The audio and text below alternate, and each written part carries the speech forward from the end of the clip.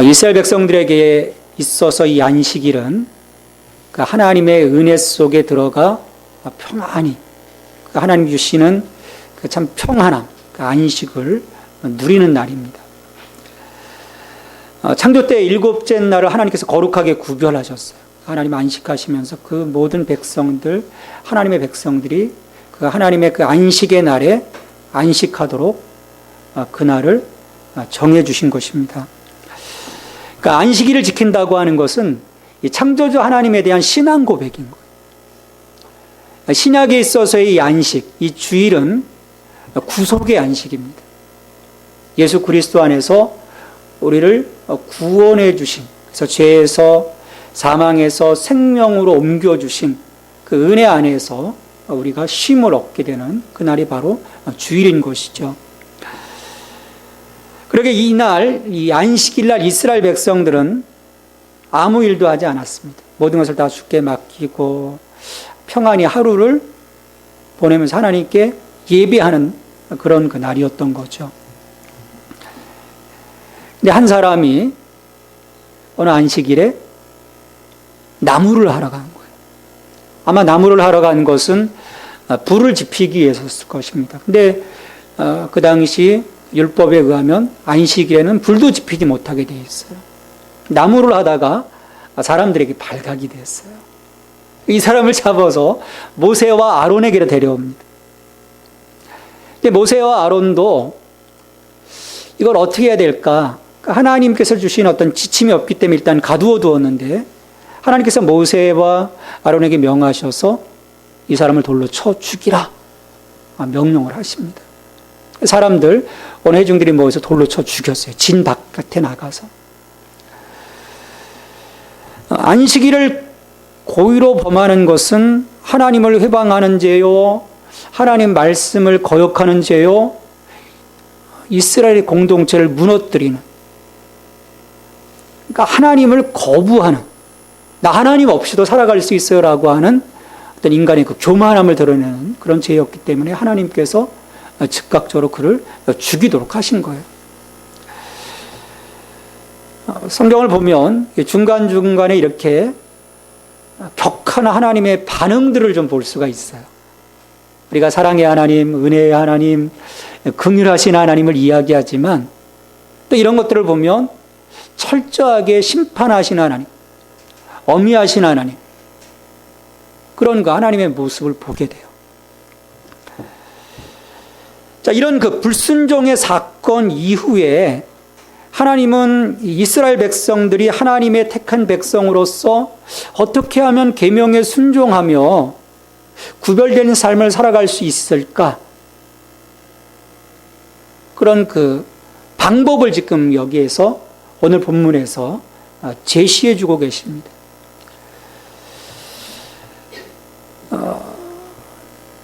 사도 바울도 로마서를 쓰면서 아마 그런 고민들을 했던 것 같아요. 우리가 수없이 말씀을 들으면서도 말씀에 순종하지 않고 자기 소견대로 여전히 어떤 그 죄 가운데 거하는, 사실 그것이 우리의 그 삶 속에서 반복적으로 드러나고 있어요. 이스라엘 백성들만 하더라도 안식일에 아무 일도 하지 말고 안식하라 하셨는데 또 자기 생각에 나가서 안식일을 범하는 이런 사람들이 지속적으로 나타났다라는 거죠. 또 오늘 우리의 삶 속에서도 마찬가지입니다. 우리 회개하잖아요. 기도하고 또 거룩하게 살겠습니다 결단하면서도 어느 순간에 보면 또 어떤 그 죄의 자리에 들어가 있는 우리들의 모습을 보게 돼요. 우리를 힘들게 하는 문제이죠. 하지만 이 죄에 대해서 하나님은 분명하게 경고하십니다. 이 민수기 15장에서도 이 고의로 범하는 죄와 부지 중에 범하는 이 죄를 분리를 하십니다. 분리를 하시면서 이 부지 중에 행하는 이 죄는 속건죄, 속죄죄를 통해서 용서를 해주셔요. 근데 고의로 행하는 자들에 대해서는 분명하게 경고하십니다. 민수기 15장 30절에 보면 본토인이든지 타국인이든지 고의로 무엇을 범하면 누구나 여호와를 비방하는 자니 그의 백성 중에서 끊어질 것이라. 고의로 하나님의 계명을 범하면 누구나 여호와를 비방하는 자라. 백성 중에서 끊어질 것이다. 죽임을 당할 것이라는 거예요. 그러니까 안식일을 범한 자를 돌로 쳐서 죽인 것처럼 엄한 심판이 주어지는 것은 사람들이 여호와의 말씀을 멸시하고 하나님의 명령을 파괴했기 때문입니다. 살아계신 하나님을 시험하는 거예요. 우리 성경에서 몇 가지 그런 사례들을 볼 수 있어요. 레위기 10장에서도 나답과 아비후가 술 먹고 들어가 제사하다가 구별된 불로 구별하지 않아 하나님께로부터 나온 불로 타 죽습니다. 또 신약으로 넘어가서 보면 아나니아 삽비라가 또 하나님께 바치기로 했던 그 헌금을 마음이 변해서 또 이렇게 자기를 위해서 빼놓게 되죠. 하나님이 즉각적으로 그들을 심판을 하세요. 그건 뭐냐면 하나님을 거역하는, 하나님을 시험했기 때문인 거죠. 우리가 이 죄에 대한 경각심을 참 가져야 합니다. 이 정도쯤이면 또 회개하면 되겠지.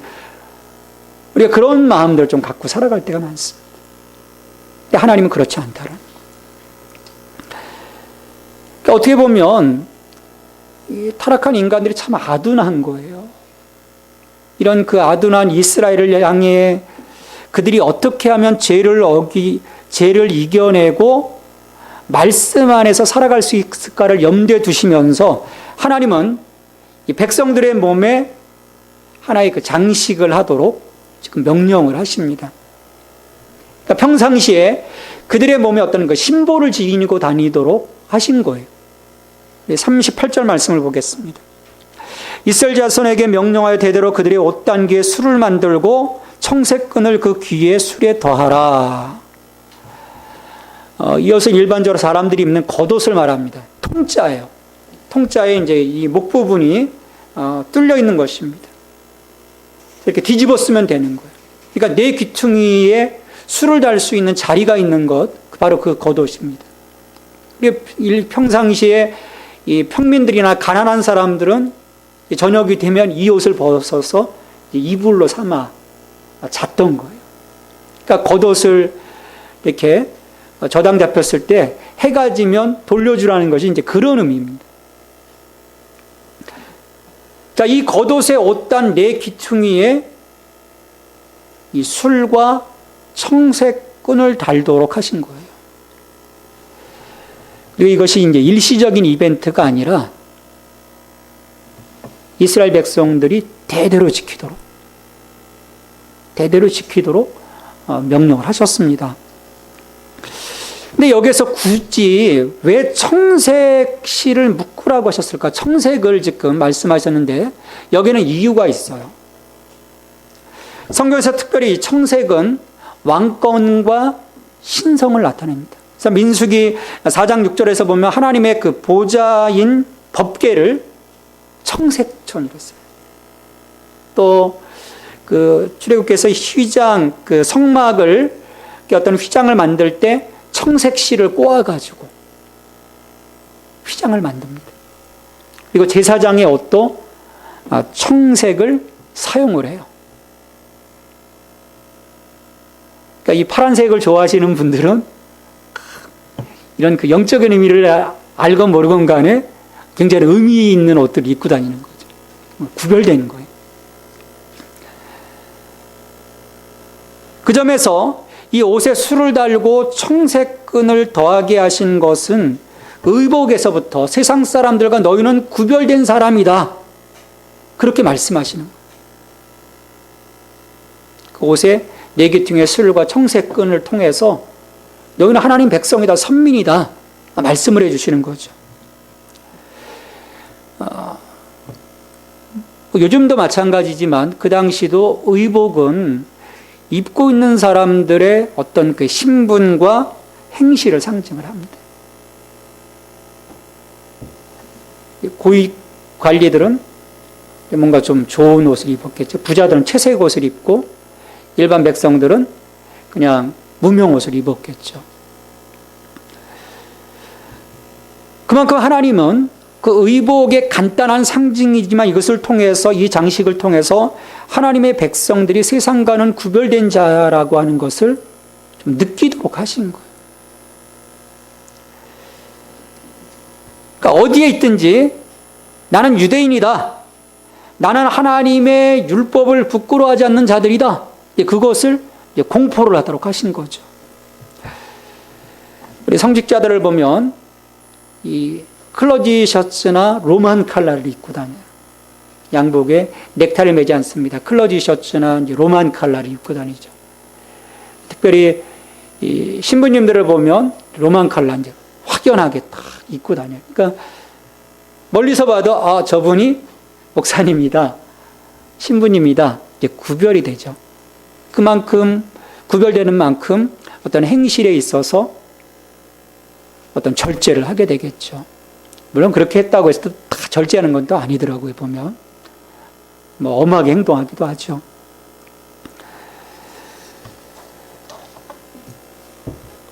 저는 이 말씀을 묵상하면서 과연 오늘 우리가 이 우리를 세상과 구별시켜주는 그 어떤 심벌이 내게 있는가? 나는 무엇으로 세상과 구별되지? 어디서 나의 구별점을 찾을 수 있을까? 지난번 몇 주 전에 일본의 후지사와 교회의 그 타나카 전도사 김정남 선교사가 저희 교회를 방문하셨어요. 타나카 전도사가 들어오는데 양복의 그 옷깃에 금빛 십자가 큰 걸 달았더라고요. 십자가를 달았어요. 그런 그 액세서리로 우리가 구별될 수 있을까? 십자가 목걸이를 또 달고 다니시는 분들도 있어요. 십자가 목걸이. 근데 보면 십자가 목걸이 달고 또 차 그 보드에 딱 성경책 올려놓고 십자가 매달아도 함부로 운전하는 사람이 참 많습니다. 그런 것들을 가졌다고 해서 행동이 구별되는 것은 아니에요. 우리를 구별시켜 주시는 것은 이런 외형적인 것이 아닌 것입니다. 그때 하나님 제정해 주심으로 구약의 시대에 그런 것들이 어느 한순간 구별점이 되었지만 그것이 끝까지 가지는 못했거든요. 오늘 우리를 구별시켜 주시는 것은 우리 안에 예수 그리스도가 계시는가, 정말 성령님이 내주하고 계시는가. 그러니까 예수 그리스도의 내주하심과 성령님의 내주하심을 통해서 우리가 분명하게 구별될 거예요. 왜? 예수님의 그 내주하심과 성령님의 내주하심을 통해서 구원에 대한 확신과 거듭남의 증거를 내 삶 속에서 가지고 가기 때문이에요. 그리고 성령님이 계심으로 내 안에 무엇이 드러나겠습니까? 열매가 있다는 거예요. 뭐를 지녔냐, 뭐를 보여주느냐가 중요한 것이 아닙니다. 우리에게 주시는 하나님의 그 열매, 그 생명의 열매들이 있는 거예요. 그게 중요한 거죠.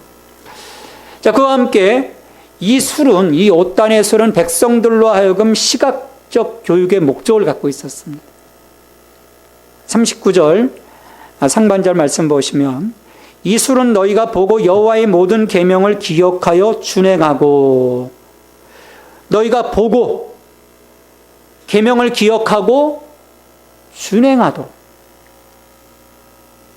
그러니까 이 옷단술을 보면서 이스라엘 백성들은 하나님의 말씀, 계명, 내게 주신 계명, 쉐마 이스라엘, 들으라 이스라엘, 그 계명을 기억해야 한다는.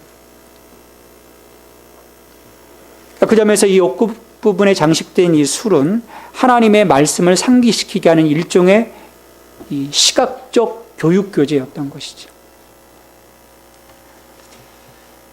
그러니까 이 옷단술을 바라보면서 이스라엘 백성들은 그들 마음의 순간순간 그들의 그 마음을 일깨워야 했던 거예요. 야, 그래, 내가 말씀대로 살아야지. 옷단술을 딱 보는 순간에 내 말씀대로 살아야지. 그러니까 뭔가 잘못 가다가도 뭔가 다른 생각을 먹고 있다가도 그 술을 보면서 여호와의 계명을 기억하고 회개하고 제대로 말씀대로 살아가도록 하나님이 명령을 하신 거예요. 우리가 무엇을 바라보는가? 그래서 참 중요한 것 같습니다. 세상 사람들은요, 세상의 값진 것들, 자기들만을 위한 것들을 막 지니고 살아요. 그것들을 바라보면서 좋아합니다. 어떤 장식들, 액세서리들, 뭐 에르메스니, 까르띠에니, 또 팀파니니 하면서 그것들을 보면서 자랑스러워하고 교만해하고, 난 이런 사람이야. 자기 신분을 드러내죠. 하지만 경건한 주의 백성들은 세상의 장식이 아닌 주께서 주시는 옷단술과 같은 경건한 장치들을 통해서 무디어진 나의 신앙적 양심을 일깨워 자기들의 거룩한 의무를 깨달아가고 또 자기들의 신앙이 언제나 유지되고 어디를 가든 항상 건강한 신앙을 지니고 가야 함을 기억할 수 있어야 돼요. 그런 성령께서 도와주십니다. 내가 사모하면 성령이 도와주세요. 깨우쳐 주세요. 그런데 이렇게 가만히 있다고 해서 가서 성령이 탁 치시면서 너 정신 차려. 그렇게 말씀하시지 않더라고요. 그러니까 내게 그런 장치들이 있어야 되는 거예요.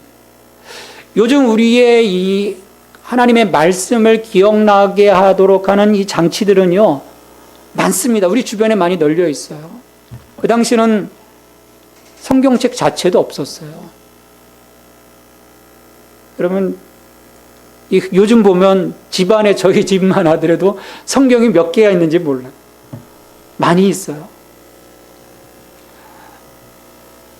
또 책상 위에 또 큐티 교재 탁 있다 보면 맞아, 오늘 큐티 해야지. 올려놔야 되는 거예요. 또 저 뒤에도 있지만 성경 목록표 딱 여러분 그 방문에 하나 붙여보세요. 맞아, 오늘 내가 말씀 좀 한 장 꼭 읽어야 되는데. 또 스마트폰. 우리 뭐 하루에도 수백 번 쳐다보지 않습니까? 스마트폰 딱 첫 화면 열었을 때 첫 화면에 말씀 심어놓으면 돼요. 그 말씀 딱 보면서 요즘 그런 앱이 있더라고요. 그럼 딱 보면서 열자마자 맞아 말씀을 보는. 또 나의 십계명이라고 해서 10가지 원칙. 그래서 이 수첩 같은 데 딱 해놓으면 매일 보면서 내가 제대로 가고 있는가. 나를 컨트롤해주는 그런 마크들이 되는 거예요. 아니, 그런 것들을 내가 하나씩 다 갖고 있는지. 스마트폰 딱 열면 연예인 사진이 나오고 다른 것들이 나온다면 우리가 바라보는 것들이 잘못된 거죠. 그렇게 하나님의 계명이 기억나게 함으로써 자신의 욕망을 따라 범죄하지 않도록 하는 장치가 바로 오늘 옷단술입니다. 그러니까 말씀을 기억하고 하나님을 기억하고 하나님 나라를 바라보면서 또 한편에서 우리의 삶을 잡아먹고자 하는 이 세상의 그 모든 괴계로부터 어떤 그 유혹으로부터 우리를 차단하도록 하는 거예요. 이겨내도록 하는 거예요. 사탄은 무섭습니다. 우는 사자가 우리를 집어삼키고자 하듯 우리를 공격해오는 거예요. 이 사람들이 죄의 유혹을 받으면 그 옷단술, 그것을 바라보는 순간 하나님의 계명을 기억하고 그것을 차단하게 되는 거죠. 39절 비절 하반절 말씀해 보면 너희를 방종하게 하는 자신의 마음과 눈의 욕심을 따라 음행하지 않게 하기 위함이라. 자신의 마음과 눈의 욕심을 따라. 우리가 보는 것이 중요한 것이죠. 무엇을 보느냐.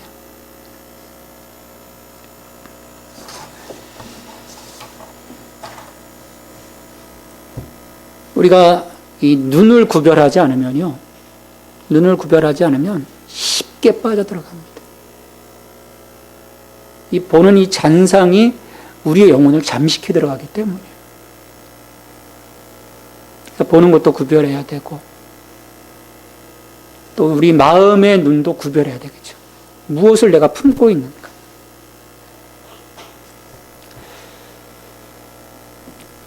자, 이렇게 하나님은 하나님의 말씀을 듣고도 곧 잊어버리고 자기 마음대로 살아가고자 하는 백성들의 행동을 바로잡아 주시기 위해서 이런 규칙을 정해 주셨어요. 옷단술 바라보면서. 사람들이 다 입고 다닐 거 아니에요. 옷을 찰랑거리고. 그러면 여기 저기 다 그 옷단술을 보면서 맞아, 내가 말씀으로 돌아가자. 끊임없이 말씀으로 돌아가자.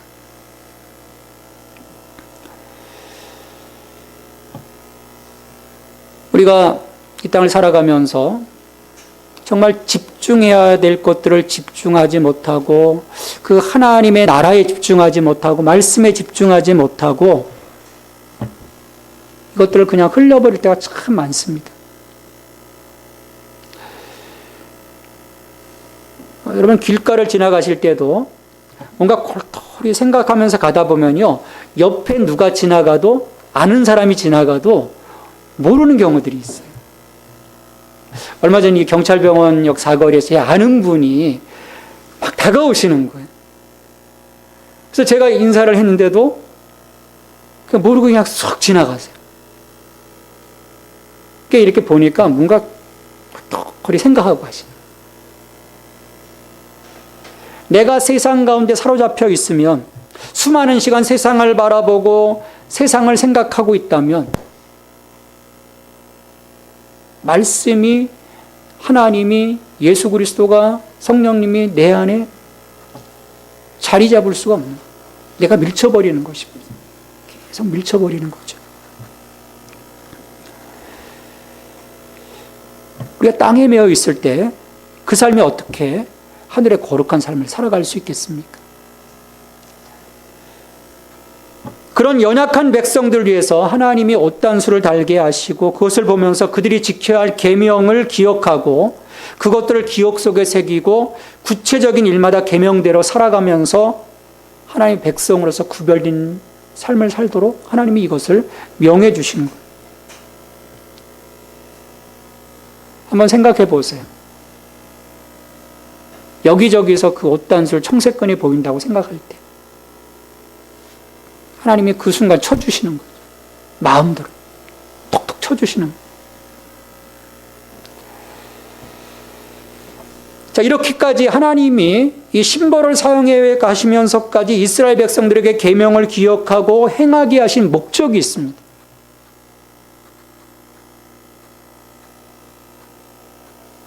40절 말씀에 목적이 있어요.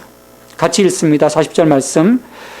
그리하여 너희가 내 모든 계명을 기억하고 행하면 너희의 하나님 앞에 거룩하리라. 거룩한 삶입니다. 우리 예수님께서 그 제자들이 발을 씻어 주실 때도 예수님이 그런 말씀을 하시죠. 너희가 말씀으로 이미 깨끗하여졌느니라. 발뿐만 아니라 온몸을 씻어달라고 하는 그 베드로의 또 주제는 문서기에 예수님이 말씀으로 이미 너희 다 깨끗해졌다라고 말씀하시죠. 하나님의 그 말씀을 통해서 그들의 삶이 거룩하게 씻어지기를 하나님이 원하시는 것. 왜냐하면 오늘 우리가 예수 그리스도 안에서 구별되어진 거룩한 백성으로 살아간다는 것. 그것은 거룩하신 하나님 앞에 있어서 가장 중요하기 때문에. 왜? 우리가 죄인됨으로써 거룩하지 못함으로써 하나님 앞에 선다고 하는 것은요, 죽음이라는, 하나님과의 분리를 말합니다. 하나님이 우리를 부르신 것은 하나님께 예배해야 하고 하나님과의 교제함을 이루기 위해서 우리를 불러주셨어요.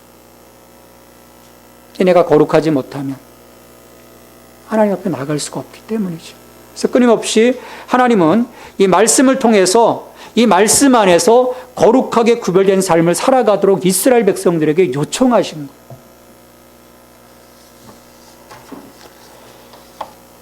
하지만 이 새 언약 시대를 살아가는 우리들에게는 단지 말씀을 기억하고 말씀대로 살아간다고 해서 거룩함으로 채워지는 것은 아닙니다.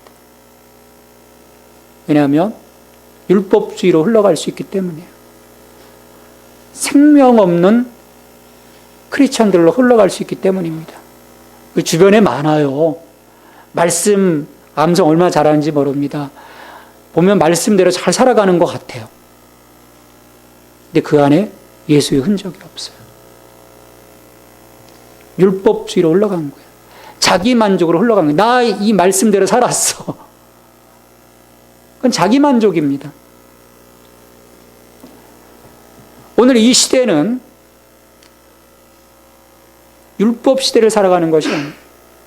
오늘 우리는 예수 그리스도와의 연합을 통해 그분과 함께 죽고 그분과 함께 살아남으로써 하나님의 자녀로서의 거룩함을 이뤄가게 되는 것입니다. 그리고 나서 그와 함께 말씀에 순종함으로 우리의 믿음의 성숙함을 하나님께 보여드리는 거예요.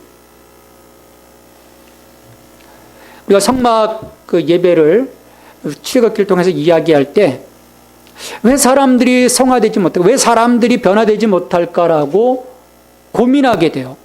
근데 출애굽기를 통해서 우리는 그 부분을 확인해 볼 수 있습니다. 우리 한국교회처럼 하나님의 말씀 열심히 공부하는 교회가 없어요.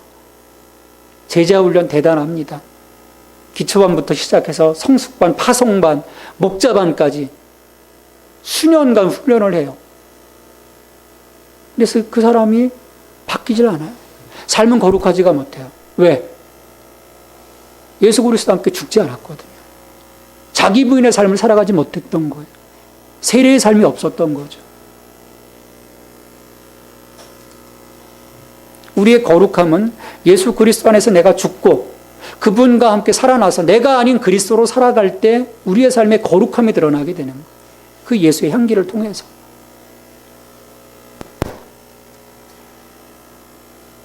자, 하나님께서는 이렇게 옷단소를 통해서 이스라엘 백성들로 하여금 말씀을 기억나게 하고 그 말씀을 준행함으로써 이제 거룩하게 하시고 그 거룩하게 하신 그 목적은 하나님과의 교제함을 이루기 위해서라고 말씀을 하시는 거예요. 그래서 41절로 넘어가면 하나님은 우리의 하나님이 되시고 우리와 함께 하시기를 원하신다라고 말씀을 하십니다. 하나님이 우리의 하나님이 되시기 위해서 우리를 구속해 주셨다는 거예요. 건져 주셨다는 거죠. 죽어가는 무리 가운데서 끄집어내 주셨다는 거예요. 여러분, 이것은 매우 놀라운 은혜입니다. 우리는 자격이 없었거든요. 죄인된 우리가 하나님 앞에 다가갈 수 없을 때 하나님이 우리에게 다가오셔서 내가 너희 하나님 되어줄 거야. 너희 하나님 되어줄 거야. 라고 손을 내밀어 주셨다는 것입니다. 41절 말씀입니다. 같이 읽습니다. 나는 여호와 너희의 하나님이라. 나는 너희의 하나님이 되려고 너희를 애굽 땅에서 인도해 내었느니라. 나는 여호와 너희의 하나님이니라. 이 너희의 하나님이 되려고 하신다라고 하는 말씀의 의미. 여러분, 이게 뭘까요? 너희의 하나님이 된다.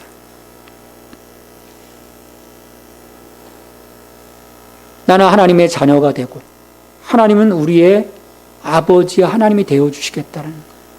그래서 교제하시겠다는 거죠. 여러분, 그게 무엇을 의미합니까? 내가 너를 책임져 주시겠다는 거예요. 하나님이 이스라엘 백성을 책임져 주시겠다는 거예요. 오늘 예수 그리스도 안에서 살아가는 나를 하나님이 책임져 주시겠다는 거예요. 우리 스스로의 삶을 책임져 가는 거 얼마나 피곤합니까? 힘들죠. 쉽지 않습니다. 지금 창수가 이 부대에서 한 20몇 개월 편하게, 굉장히 편하게 지냈어요. PX병이었거든요. 근데 다시 이제 제대해서 청원경찰로 근무를 해요. 힘들어요. 요즘 계속 아픈 거예요, 주일날. 왜냐면 이제 주말이 되면 막 열이 올라오는 거죠. 오늘도 문자가 딱 왔어요. 목사님, 고열이 나고 목이 아파요. 우리 자신을 스스로 책임지고 나간다고 하는 것은 피곤한 일인 거예요. 쉽지 않은 일인 거예요. 하나님이 나의 하나님이 되어주심으로, 나의 아버지 하나님이 되어주심으로 내가 너 책임져 주겠다. 좀 맡기라는 거예요. 우리 맡기지 못합니다. 좀 하나님께 맡기고 하나님이 이루어 가실 것을 신뢰하고 기다려야 되는데 맡기지 못합니다. 근데 하나님은 손을 내미시는 거예요. 내가 너희 하나님이 되어주겠다. 나는 너희 하나님 아버지라 말씀을 하고 계시는 거죠.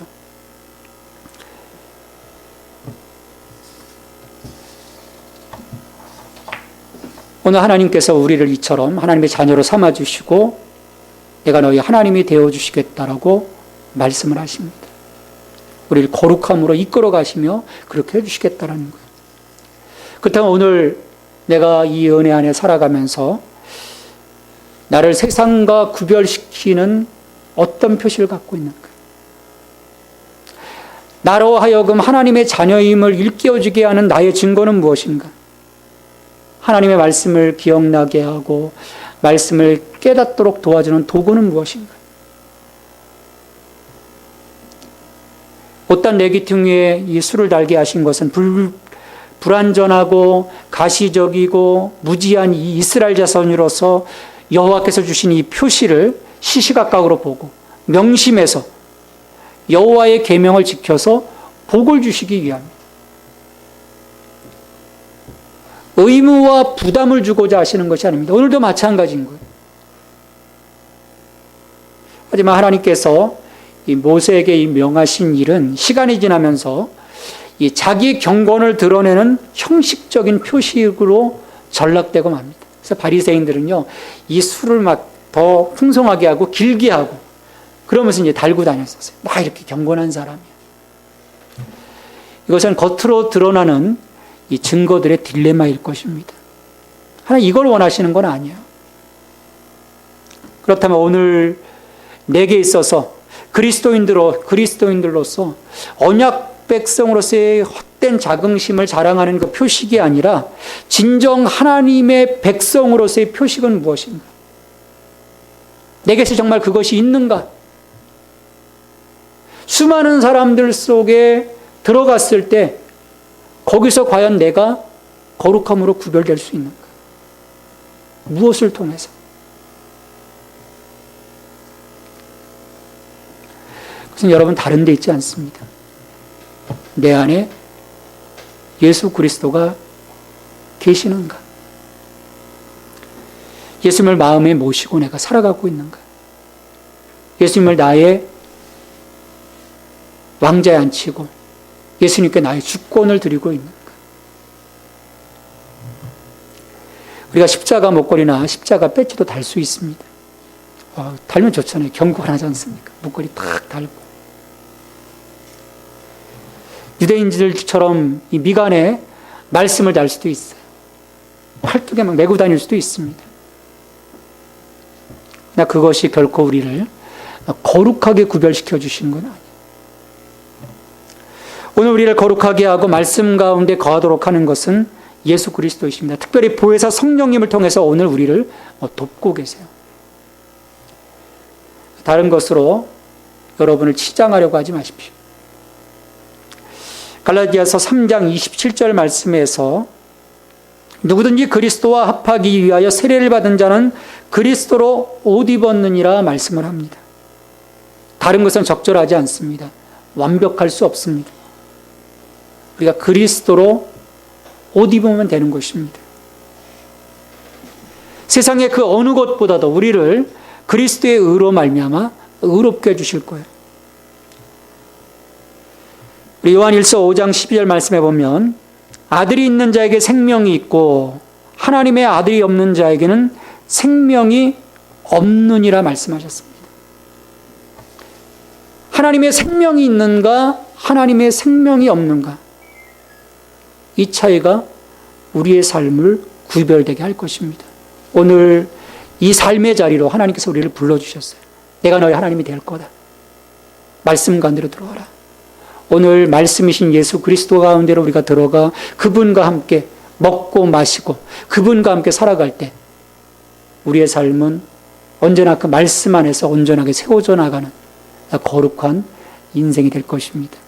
여하튼 그 은혜가 여러분들의 삶에 넘치기를 주님의 이름으로 축원합니다. 하나님 아버지 감사합니다.